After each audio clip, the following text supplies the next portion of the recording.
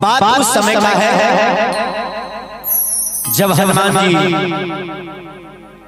सिया जी के खोज में लंका जाते हैं और देखते हैं अरे निश्चर के नगर में एक कुटिया और उस कुटिया में राम नाम लिखा हुआ है। हनुमान जी को आश्चर्य होता है। गोस्वामी जी लिखते हैं लंका निश्चर निकर निवासा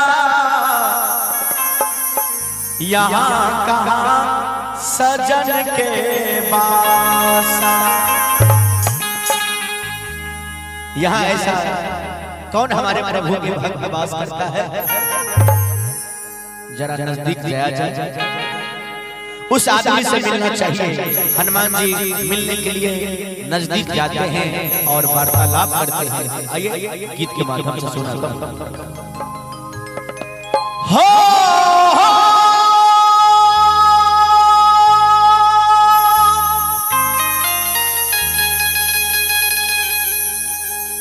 कि हनुमत अचराज देखनी अरे लंका नगर में।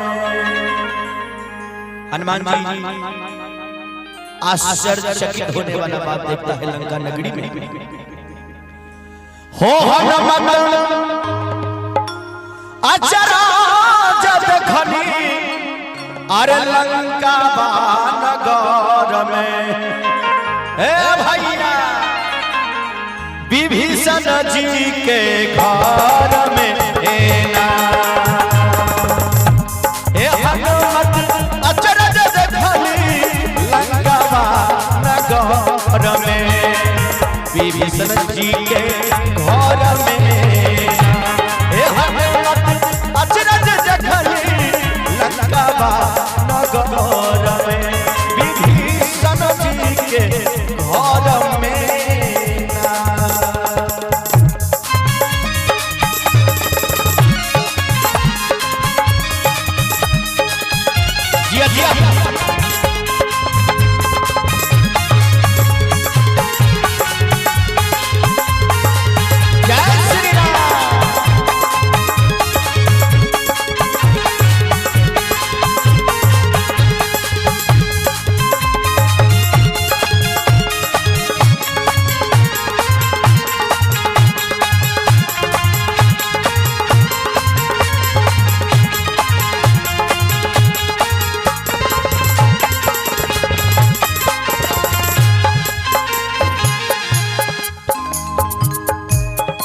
हनुमान जी सोच रहे हैं यही निश्चर नगर में हरि भजन करने वाला कौन है?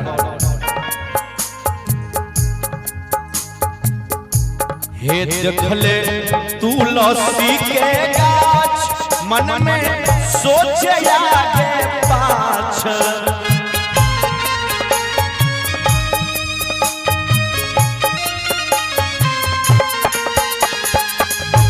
हो देखले तुलसी के गाछ मन में सोच ले आगे पाछ।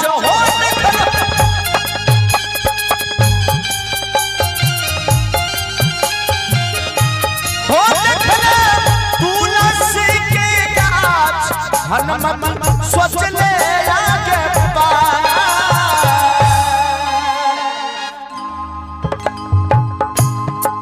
के बाहरी भजनिया ए संतोष के बाहरी भजनिया करते निश्चर के बाहरी भजनिया करते निश्चर में। विभीषण जी के घर में के बाहरी भजनिया करते निश्चर में। विभीषण जी के घर में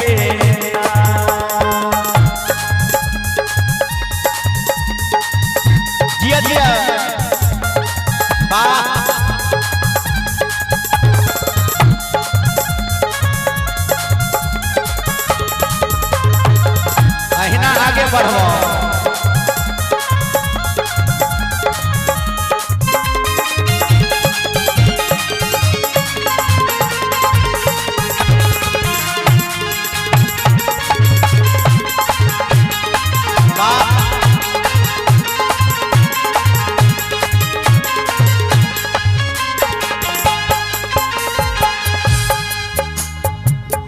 जी साधु को रूप बना के, ब्राह्मण के रूप बना के कुटिया में आइलवारी। हनुमत ब्राह्मण रूपवा धइले उनका कुटिया में गइले।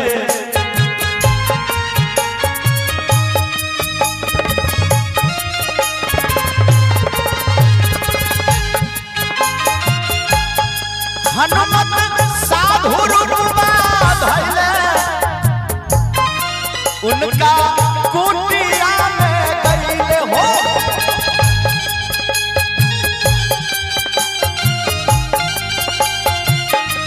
हनुमत ब्राह्मण रूपवा धइले उनका कुटिया में गइले।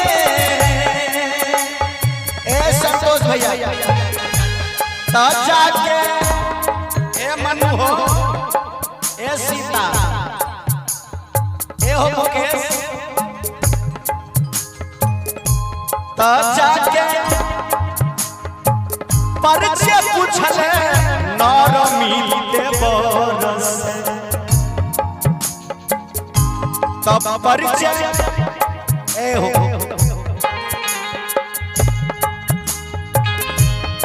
जाके परिचय पूछल नर मिलते बर में विभीषण जी के घर में। जाके परिचय पूछल नर मिलते बर में विभीषण जी के घर में।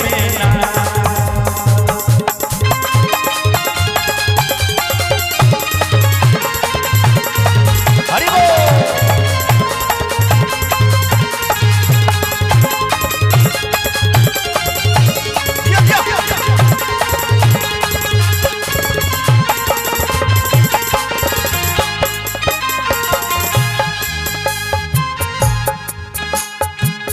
विभीषण जी परिचय बताते हैं कि हम रावण के भाई हैं, हम भजन भाव से ज्यादा प्रीत रखते हैं। हमर विभीषण होवे ना भजन करेले सुबह शाम।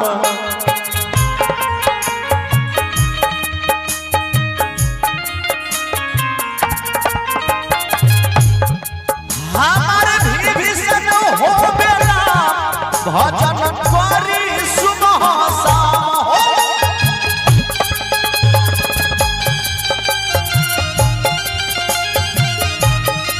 हमार विभीषण होवे ना हरि भजन करी सुबह शाम।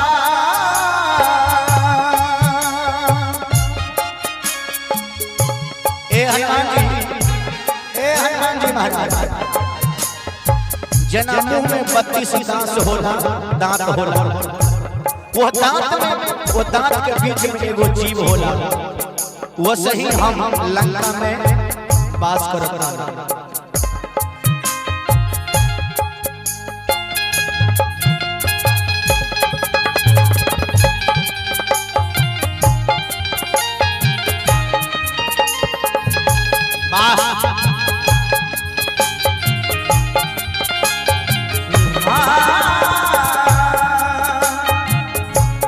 मंजया चुबा डुबले शंभु यादव डुबले। ए हो संतोष, शंभु यादव डुबले भगती लहर में विभीषण जी के घर में। शंभु यादव डुबले भगती लहर में विभीषण जी के घर में। हनुमत अचरज देखली लंका नगर में विभीषण जी के घर में। ओ हनुमत अचरज देखली लंका नगर में विभीषण जी